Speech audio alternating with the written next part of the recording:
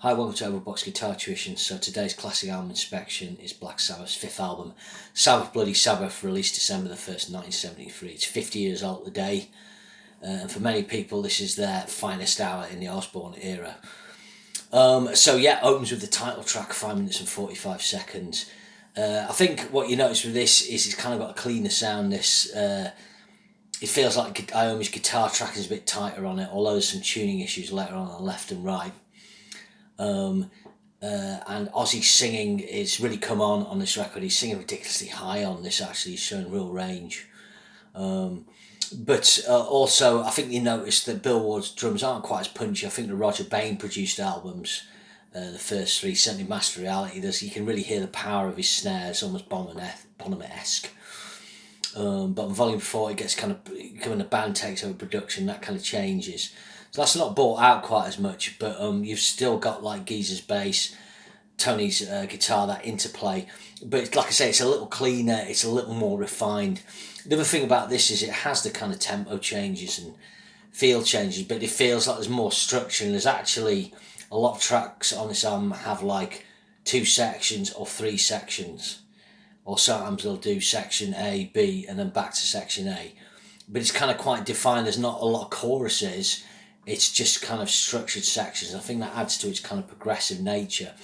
So the title track, I'm just looking at a few notes here.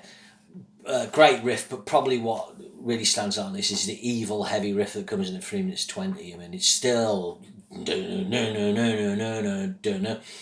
It's still one of the heaviest riffs ever, and like Ozzy has to swoop up on that first note to reach it. I know they did a lot of punching in, like for that, where did you come from? It's just like, that's really hard to sing. You know, any male rock singer would really struggle to sing that. So, you know, full kudos to Ozzy. His classic Sab's end section's got backward guitars as well, and then you've got that kind of, you know, after the heavy verses, you've got that almost jazzy. Tells you that you're on your own, that bit.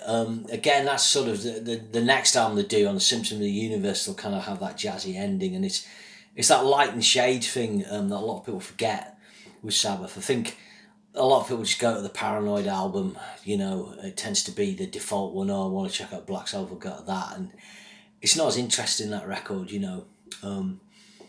But anyway, that's the opening track, all-time classic. Then you got National Acrobat. This track's virtually as good. Really cool geezer riff that Tony Iommi kind of added bits to. Just looking at this again, you've got like cool harmony guitars on this. So Tony Iommi experimented with harmony parts on the Volume 4 album. Again, this benefits from better production, more tighter recording, tighter playing. And again, you got kind of 3 movements on this at the 2 minute and 4 minute mark, and then you got a crazy atonal ending. A really, really good track. Again, not a track that would have played live recently when they did come back, and not a track that people would know, just knew sort of Paranoid and War Pigs, but absolutely brilliant song. The third track is Fluff, instrumental, 4 minutes 11. Really lovely this. I mean, like Laguana Sunrise off the Volume 4 album. A bit too long, I think. 4 minutes 11. I think they could have done a kind of 2 minute, 53 minute thing. It builds nicely. It's got a nice piano, almost like a harpsichord sound. Lovely acoustic. And the guitar line reminds me a bit of Albatross by Fleetwood Mac. So it's one of Tony Iommi's, I'd say it's probably his best instrumental up to this point. You know, he's done Orchid, Embryo, Laguana Sunrise. FX was a lot of rubbish. And apart from Don't Start Too Late, it's the last one of these kind of little Iommi things in terms of guitar-based ones you'll get. Nice arrangement on this. And then track 4 is Abracadabra. So this has got a really groovy riff. I think Metallica might have covered this. Rick Wakeman plays piano on this. I think they paid him in beer, which sounds kind of like what Rick Wakeman would go for. But I've just got a little note here. Yeah, the tuning's a little off. So when the riff starts off on one side of the stereo, when it comes on the other side, you know, the 2 guitars aren't quite talking to each other. So maybe just an oversight. It's very hard to kind of get tuning right back there because there's no electronic tuners. There's a great Ozzy vocal, and there's a cool change at 2 minutes. And then you got that kind of funky end, you know, with the keyboards. Again, that kind of funky end's a little bit like what's going to happen on Symptom of the Universe. A lot of that have different kind of chords. and then it just kind of has a crazy ending. It's cool solo as well, classic Omi solo on that. So that finished the original side one. I think what's interesting on this is the songs. They're all apart from Fluff, they're all over 5 minutes or 6, knocking that. And they've all kind of got sections and structures built around sections rather than like here's the verse, here's the bridge, here's the chorus. So it's not completely different for Sabbath, but it's like the refined certain things have been trying and kind of arrived at this point. I mean, I like the Volume 4 album, but I've never been as big a fan of it. A lot of people swear by that album, but I've always found that a bit of a mishmash, and I don't like production. I think this gets rid of that mishmash, for want of a better expression. And the production's a lot better, probably because they're coked up but not coked out of their heads. I should say on this album they went out to Bel Air again, where they did Volume 4, but they were all really fatigued. Apparently off the previous tour, Tony Iommi collapsed and was near death or something. He was doing too much coke, and famously on Volume 4 they had a hole up in a mansion doing loads of coke. But it wasn't happening in Bel Air in LA. They went to the record plant in LA for a month, so they must have hemorrhaged some money there, and then they came back to England and they went to Clearwater Castle. They had no ideas. Tony Iommi was panicking, and then he came up with a riff for Sabbath, Bloody Sabbath, and that set the ball rolling. They're recording they're rehearsing in the dungeons there, and they got a few spooky experiences. And then they went to, I think it's Morgan Studios in London to do it. So it's another popular studio for bands at that time. You got Morgan and Trident in London, of course Rockfield out in Wales. So side 2 opens with Killing Yourself to Live. So this lyric is Geezer Butler talking about how they've been doing lots of coke and how they're working so hard, just to do the music they do. This track is Formula 11, so this is kind of the shortest kind of track that, again, it has a bit of an explore. I think Ozzy plays a bit of synth on this in the middle. This is the one that's got a cool solo. Actually, it's got the cool inversions at the end. So quite a common thing is an inverted chord kind of moving up, a bit like The Who. It's almost 2 songs in one, really. This is a really great track. I think Kirk Hammett Metallica sort of rates this as his favourite track on the album. Then track 6 was Who Are You? So this is written by Ozzy on his synthesizer that he bought. I think, credit where credit's due, Ozzy. I think he wrote some lyrics on this album, which he didn't always write a lot of, and I think Geezer was getting tired of having to write lyrics, but Ozzy actually did something like, which we'll come to, where you wouldn't expect that. It's really cool. This is the kind of the odd track on the album, but it's pretty cool, not funky, but it's got that, kind of little spooky riff, nice harmonised vocals from Ozzy. The Vox comes in pretty quickly. It's got an ABA structure, this. You got part A, you got part B, the middle bit, and then it goes back to part A. How long is this one? It's 5 minutes and 6, so I give it a kind of 6 out of 10, this track. That kind of Fluff's probably 6, 7 out of 10, so is this track. The other ones up to now are all absolutely belting. So the track 7 is Looking for Today. That's 5 minutes and 6.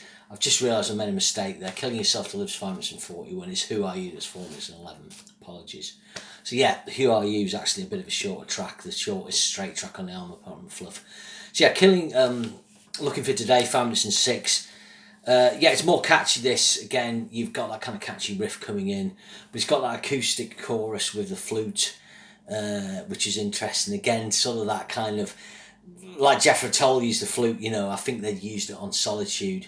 And then it's got that looking for today, which is almost like a chorus, but that kind of comes in the middle and at the end. So that's kind of like the chorus, but it's not positioned in a typical chorus place. And then it's a good track. That again, probably a 6, 7 out of 10 track. And then your final track, I think, is maybe one of the best tracks, and not the best track the band ever did, Spiral Architects. So what's interesting about this one, it uses an orchestra. Apparently they couldn't fit the orchestra in the studio, so they went to nearby Pi Studios, and guess to do with Pi Electronics, a record label. But Ozzy kind of went in, was explaining to the orchestra what they wanted. They didn't have a score.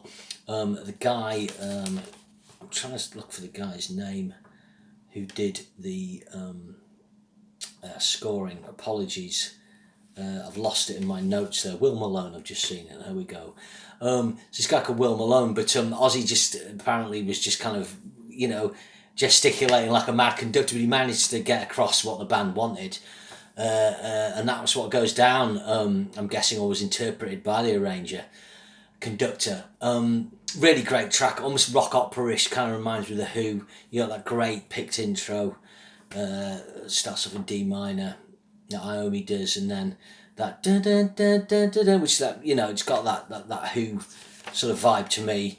The end's kind of crazy, is where you've got it goes into a round of applause and then goes into a random end section that the band was sort of fond of then. So this album looked great as well. It had a cover by Drew Struz, and so I think with this album, again it's infinitely the best Black Sabbath album cover since the first one, and it's the one that's closest to sort of having a logo. Like Sabbath never really settled on a logo, and typically you see a lot of Master Reality kind of t-shirts now.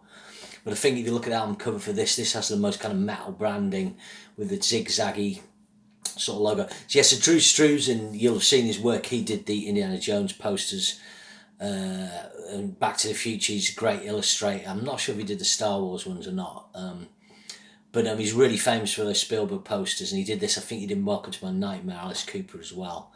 The cover's really cool. You've got that kind of depiction of a guy on a bed and like Satan, being tempted, I guess, by angels and so on, dark angels. And then the flip side of it was kind of cold blues and greens, and it was kind of more, plaintive. Really cool, really cool vision. I mean, easy to give sound 8.5 out of 10. It's probably a 9. There's 5 absolutely killer tracks, and you got 3 kind of interesting tracks that, depending what mood I'm in, I like more, but not much less, going through. Is this better than what's come before? Well, I think it's certainly more interesting, diverse than Black Sabbath or Paranoid. It never dips below a certain level. Master Reality's, the thing that comes closest for me. But that's kind of straight ahead, just really heavy, apart from Solitude. So this has the diverse elements of Volume 4, but like I said, that mishmash thing where it just kind of brings things together more. I feel like kind of Volume 4 kind of goes up and down, and, it's like, for me, they can't totally decide how. They're kind of trying to work out how they want to sound at that point, and they don't quite kind of nail it. And then, for instance, the really heavy riff on Sabbath Bloody Sabbath, you've got this kind of really heavy riffs on the latter tracks on that album. But anyway, I'm sort of digressing there. But it's a superb achievement. I think I maybe prefer the Sabotage album. Maybe I don't. These two are the best. I think there's a kind of perception of Sabbath sales were kind of tailing off at this point, but when I looked it up, all their albums went gold at this time, up to and including Sabbath Bloody Sabbath. They were all certified platinum in 1986. It was only then that Paranoid got its extra certifications, making it triple platinum. Master Reality didn't go double platinum till 91 or into the 90s, or maybe noughties. So all the albums were basically selling a certain level. They're all kind of on a parity. In that early run, obviously when they got a Sabotage, that took a while to go gold. That didn't go gold until 86. So like the sales probably did half on that album, and then it was probably the same or less, more sales going down even more for Technical Ecstasy. But I think Sabotage is still, again, it's got the jagged logo and it's still, immense. But obviously we'll cover that. I will cover that in it will be 2025. Will be the 50th anniversary of that. But yeah, Sabbath Bloody Sabbath, 50 years old today, immense album. Black Sabbath's one of their finest, if not the finest album. Cheers, thanks so much.